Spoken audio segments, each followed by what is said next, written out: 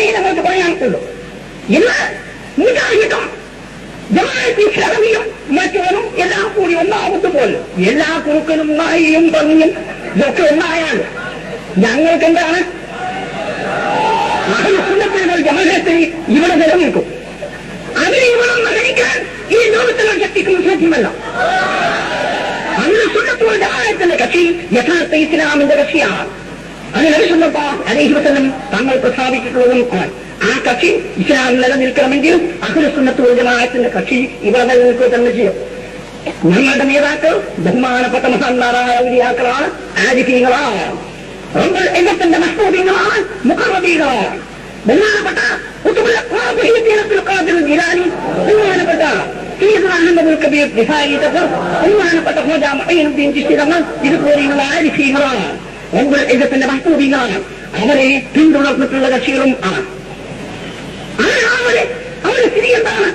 ഇന്ത്യയിൽ യഥാർത്ഥത്തിൽ ഇസ്ലാമിനെ പ്രചരിപ്പിച്ചത് യഥാർത്ഥത്തിൽ ആരാണ്?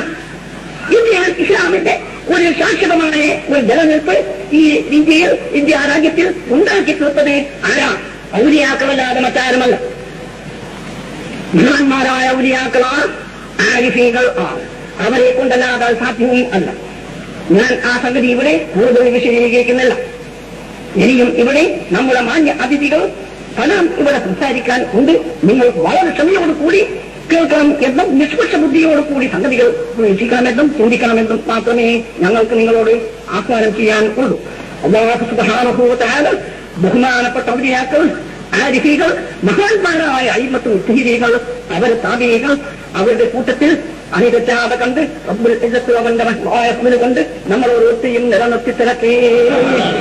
മലിക്കുൽ ജബ്ബാറായ രാജസയ്യിദായ തമ്പുരാനെ, നാളെ മഹ്ശറിൽ നിന്റെ മഹ്ബൂബീകളായ എന്ന മഹത്തുക്കൾ, ആ മഹത്തുക്കളുടെ കൂടെ അവരുടെ നേരിൽ ഞങ്ങളെയും നീ ഒരുമിച്ച് കൂട്ടു തമ്പുരാനെ. ഈ അമ്പത്ത് നിറഞ്ഞ ഈ സന്ദർഭത്തിൽ എല്ലാവിധ ദീനിനെയും ഈമാനെയും നശിപ്പിക്കുന്ന പ്രവണതകളിൽ നിന്നും തത്വങ്ങളിൽ നിന്നും ചിന്താഗതിയിൽ നിന്നും ഞങ്ങളെയും ഞങ്ങളുടെ സുന്നത്തനായത്തിന്റെ ഓരോ കക്ഷിയെയും അതിൽ വിശ്വസിക്കുന്ന ഓരോരുത്തരെയും നീ കാത്തുരക്ഷിക്കുക തമ്പുരാനെ. ഈ മഹത്തമായ ഈ സമ്മേളനം വിജയിക്കും വിചാരിച്ചതിൽ വളരെയധികം 10 മടങ്ങ് വിജയത്തോടുകൂടി ഈ സമ്മേളനത്തെ നീ അവസാനിപ്പിക്കുക തമ്പുരാനെ. എന്റെ പൊരുത്തത്തിന് ഇവർക്ക് അവകാശപ്പെട്ട ഒരു മഹാസമ്മേളനമായി സാധുക്കളായ ഞങ്ങളുടെ ഈ സമ്മേളനത്തിനെ നീ ആക്കിത്തരണം തമ്പുരാനെ. റഹ്മത്തിക യാ അർഹമർ റഹീമീൻ.